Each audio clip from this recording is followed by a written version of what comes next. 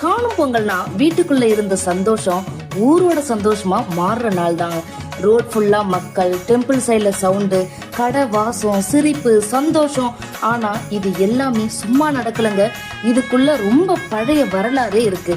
இது திவிஸ் உலகம். வாங்க நம்ம காணும் பொங்கல் ஃபெஸ்டிவல் எங்க பேரம்பாக்கத்துல எப்படி நடந்துச்சு, இந்த காணும் பொங்கல் பிஹைண்ட் ஹிஸ்டரி என்ன அப்படின்றத நாம இந்த வீடியோல பார்க்கலாம். வாங்க நம்ம வீடியோக்குள்ள போகலாம்.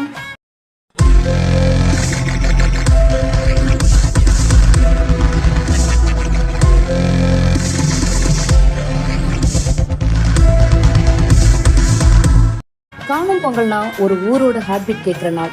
காலையில இருந்து ரோட்ல மூவ்மெண்ட் ஆரம்பிச்சிடும்.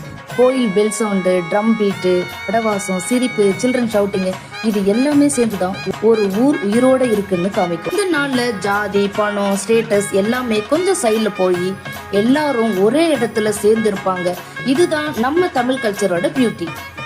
திருவிழானா சாமி மட்டும் இல்ல, கடை, பொம்மை, பலூன், சுண்டல், முறுக்கு, டாய் கடை, இப்படி எல்லாமே ஒரு பார்ட்டு தான். பழைய காலத்துல இது ஒரு லோக்கல் மார்க்கெட்டா இருந்திருக்கு. சின்ன சின்ன ட்ரேடர்ஸ் எல்லாருக்கும் இந்த திருவிழா ஒரு இன்கம் சோர்ஸாகவும் இருந்திருக்கு. வருஷம் ஃபுல்லா உழைச்சி ஸ்ட்ரெஸ்ல இருந்த மக்களுக்கு இந்த திருவிழா ஒரு பெரிய ரிலீஸை கொடுக்குங்க. சிரிப்பு, கேமு, பாட்டு, டான்ஸ், இது எல்லாமே மென்டல் ஹெல்த்தை பேலன்ஸ் பண்ண ஒரு முக்கிய அங்கமா இருக்கு.